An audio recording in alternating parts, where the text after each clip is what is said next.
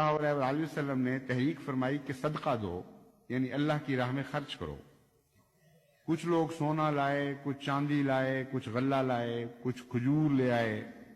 ایک شخص کے پاس اور کچھ نہیں تھا، کھجور کے چھلکے ہی اٹھا لایا کہ یا رسول اللہ میرے پاس تو یہی ہے، میں یہ حاضر کر دیتا ہوں۔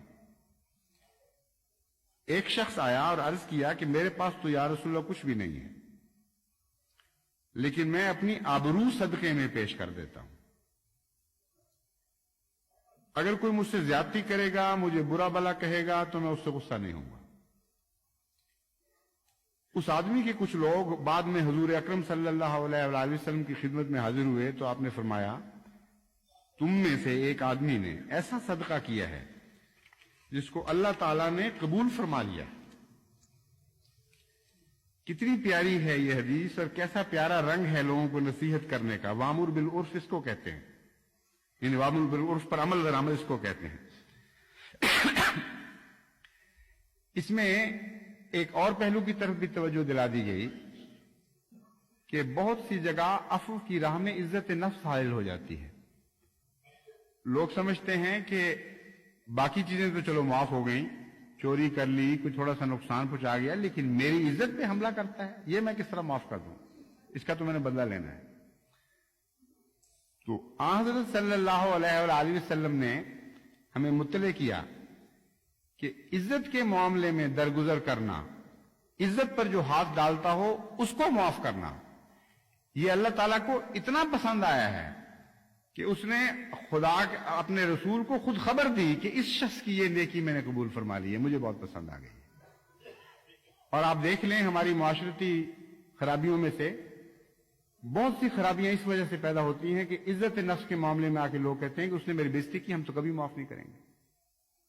ابھی چند دن ہوئے ایک خاندان کا جھگڑا آیا، بڑے انہوں نے درد کا اظہار کیا دونوں طرف نے کہ جی ہمارے درمیان ناچاکی ہو گئی ہے، بڑے اکٹھے تھے، بڑے محبت کا معاملہ تھا اور اب ہم الگ الگ ہو گئے ہیں، پھٹ گیا ہے خاندان، دعا کریں۔ میں نے کہا دعا کا معاملہ تو بعد کا ہے، پہلے یہ بتاؤ کہ کیوں ہو رہا ہے یہ، آخر کیوں تم لوگ نہیں صلح کرتے؟ تو جواب دیا جی اب کیسے صلح ہو سکتی ہے، انہوں نے تو بےزتی کر دی ہماری۔ گویا بےزتی کے بعد صرف دعا رہ جاتی ہے اور کوئی ذریعہ باقی نہیں رہا۔ حالانکہ دعا کی قبولیت کا اصول یہ ہے کہ جس صفت میں آپ اللہ کے مشابہ ہوں گے اس معاملے میں آپ کی دعائیں قبول ہوں گی۔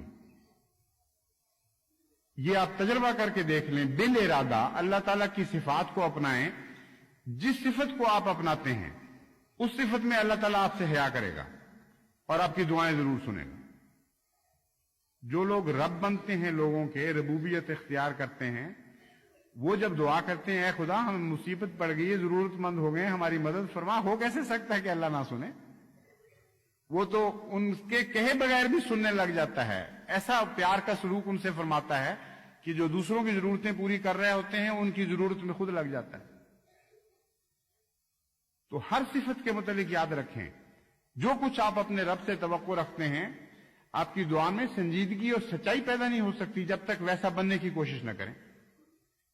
آپ تو لوگوں سے اس قدر رعونت کا سلوک کریں کہ اس نے ہماری عزت پہ ہاتھ ڈال دیا ہے اس لیے ہم اس کو معافی نہیں کر سکتے اب کبھی، اس نے گھر نہیں بلایا، اس نے فلاں وقت دعوت نہیں دی۔ یعنی ایسے ایسے بھی مقدمات آئے ہیں کہ میاں بیوی کی آپس میں ناچاکی اور پھر میاں بیوی کی خاندان کی دوسرے خاندان سے ناچاکی اور کئی سال تک پھٹ گئے ہیں دل اور ایک دوسرے سے ملنا جلنا بند ہو گیا، اس لیے کہ بیوی کے ماں باپ نے اپنے فلاں عزیز کی شادی پر زبانی پیغام بھیج دیا تھا کہ آ جانا، کارڈ نہیں بھیجا یا الگ رکا لکھ کے نہیں بھیجا۔ یعنی آپ ہنس رہے ہیں کہ یہ بڑی جہالت ہے، لیکن اس جہالت میں ہیں مبتلا لوگ۔ اپنے اوپر جب پڑتی ہے بات تو اپنی عزت اتنی پیاری لگتی ہے آدمی کو کہ وہ سمجھتا ہے اس کی خاطر ہر حماقت جائز ہے۔ تو حضرت صلی اللہ علیہ وآلہ وسلم کو اللہ نے جو حکم دیا اس میں ساتھ یہ بھی فرمایا وَأَعْرِضْ عَنِ الْجَاهِلِينَ، جاہلوں سے اعراض کرنا، یہ بڑے لوگ دنیا میں جاہل پھرتے ہیں۔ تو عزت نفس بہت بڑا عذر سمجھا جاتا ہے بدلہ لینے کا اور معاف نہ کرنے کا۔ تو حضرت صلی اللہ علیہ وآلہ وسلم نے ایسے پیارے انداز میں اس کو ہمارے سامنے کھول کر رکھ دیا اس کمزوری کو، اور اس کا حل بھی پیش فرما دیا کہ دیکھو ایسے ایسے بھی خدا کے بندے ہیں، جب ان کے پاس کچھ پیش کرنے کے لیے نہیں تھا انہوں نے کہا اللہ کی خاطر ہم عزت پیش کرتے ہیں، ہماری جو چاہو بےزتی کر لو، ہم آگے سے جواب نہیں دیں گے۔